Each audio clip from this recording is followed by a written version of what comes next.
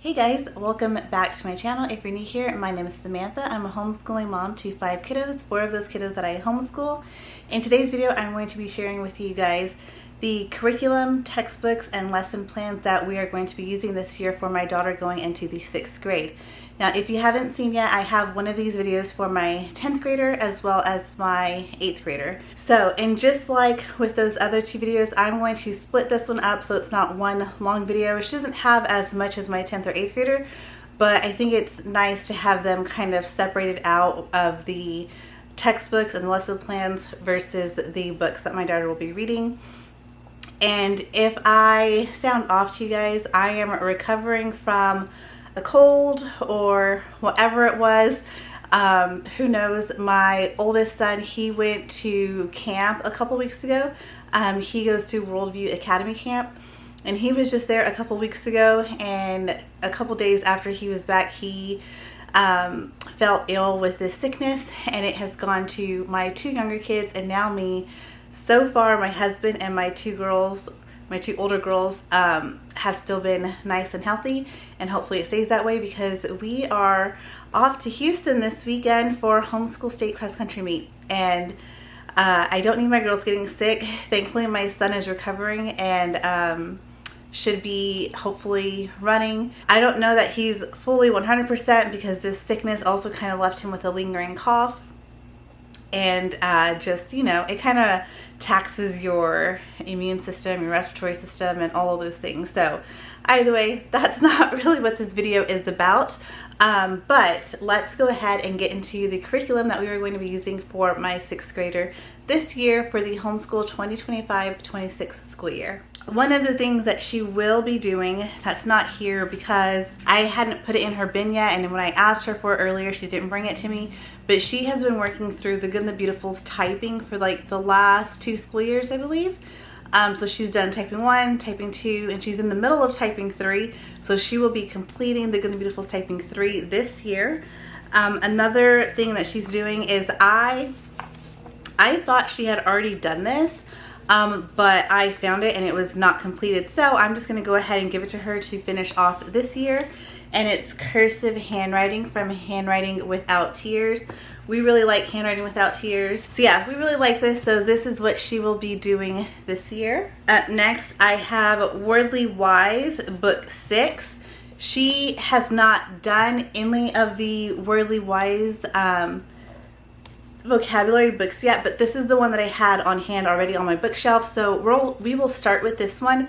If we need to tailor it back and go to another book, like book 4 or 5, we will do that. But we will go ahead and start off with this one at the start of the year. And for language lessons, she is doing language lessons for a living education level 5. She just finished out the level 4 this year, and the reason that is because her 4th grade year, she finished out the Good and the Beautiful level 3, as well as classical conversations. And so whenever we stopped this last year, whenever we stopped doing classical conversations and the Good and the Beautiful, and we switched back to master books, I had this level 5 on the shelf, but as I was going through it, there were actually things in here that she hadn't done yet and that she didn't really know the definitions for. So we started off on level 4, and now she's going into level 5. And I told her she could have moved through level 4 much faster if she wanted. She can move through this one faster now that she's got a hang of it and she's got those definitions down. It's completely up to her.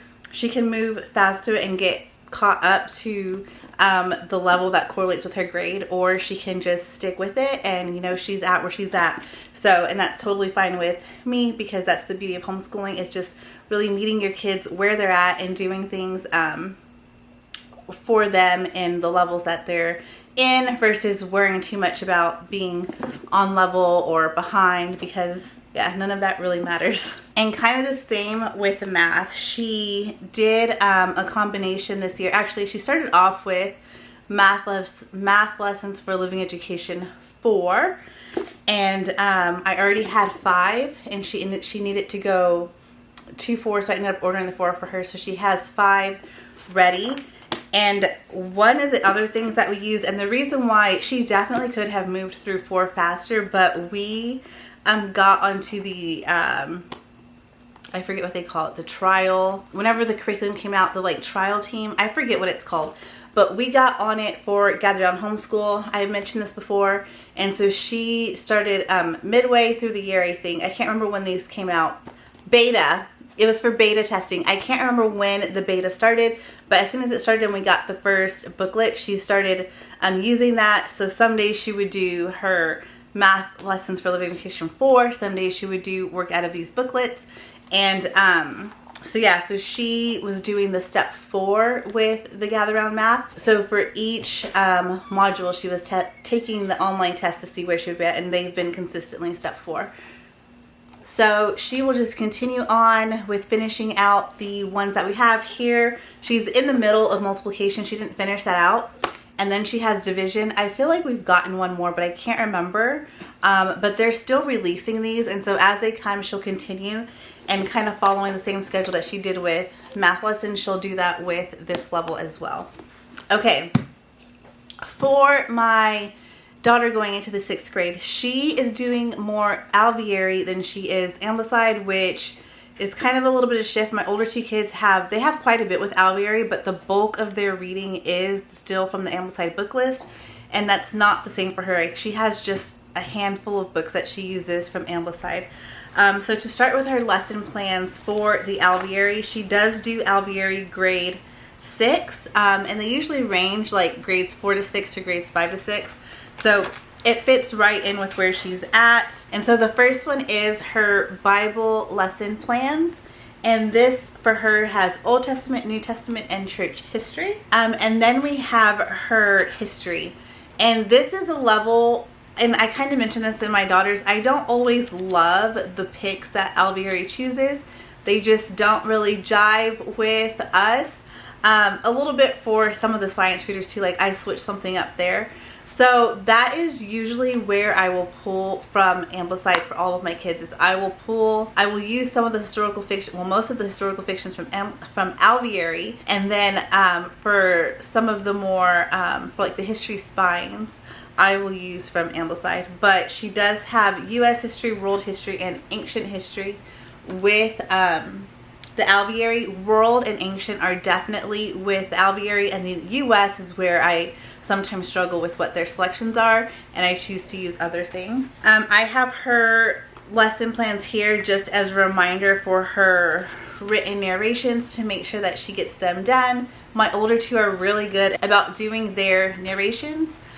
She needs a little gentle reminder, so it's on her schedule, and I have the lesson plans and it comes right to me to check off. So that's what we have there. In here we also have her penmanship and copy work, and then we have her recitation. So some of her notebooks I was able to condense into one spiral, so she doesn't have as many, but that's what's in this one. And then we have science, and for science she has general science, natural history, labs, nature notebook, and then nature walks and scouting. And my kids are really good about getting in their nature walks and doing all the things. We live on 20 acres and we have a really nice big garden, so it's really easy for them to want to be outside anyway, so that's not something that I have to constantly remind them of. But in order for them to, I do have to put on their schedules for them to actually be intentional with it and to journal or notebook, to take one of those things along with them so that they can actually do it properly. And as far as labs go, I have a separate spiral here for her labs, and she does all of the labs right along with Alveary. You can pick up they put together lab kits that you can purchase online from, I think it's Homeschool Science Tools. And it comes with everything you need. We did that last year and I didn't have to get, I don't think she needed anything extra from us. And then one of the things that I did was one of their main science books is Plate Tectonics. It's very secular, but also very expensive. And I don't mind getting secular things and having those discussions with my kids. But when it's at the price that that book is, I would rather spend my money on something quality that holds to the worldview that we believe in, or find something on my shelf that I can use. I didn't quite have anything like that on my shelf, but years ago, I think it was like 2020 or 2021, she was still, I'm pretty sure, a kindergartner, maybe a first grader, and she did the pre-reader level of this. So I went ahead and printed off only certain lessons in the Earth Science unit study from Gather Round, since I still have it. I only printed off the lessons that match the topics in that plate tectonics book and what they're discussing in Alveary for term 1 in regards to the Earth. And so we are just going to use this. If it ends up fitting well like I imagine, it'll be great. If not, then maybe we'll look into something else. But I just didn't want to spend the money on that book when the worldview is off, when I had a resource that I could use instead that, you know, works out for us. So that is Science with the Alveary. The other thing that she's doing with the Alveary is geography. Absolutely love their geography. She did it last year, had lots of fun with the activities and with the readings and things of that sort. So this one is going to be good again this year. And last but not least, she has general literature with the Alveary. So there's that. Okay guys, so I just started filming my books video, and in that video was one of the books that my daughter's using with Spanish, and I completely forgot to film her Spanish for you guys. So one of the other things that she will be doing with the Alveary is their lower Spanish.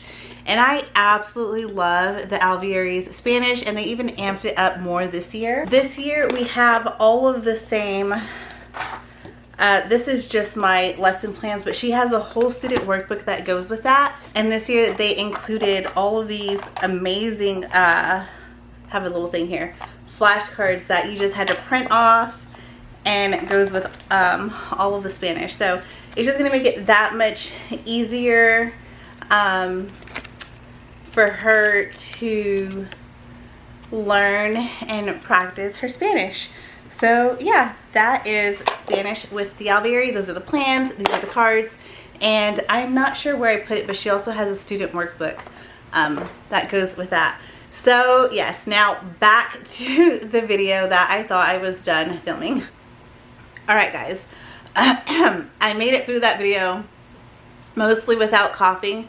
So that's all I have for you guys for this video. I'm going to do my best to keep myself from coughing so that I can go ahead and film the next video with all of her books for you guys.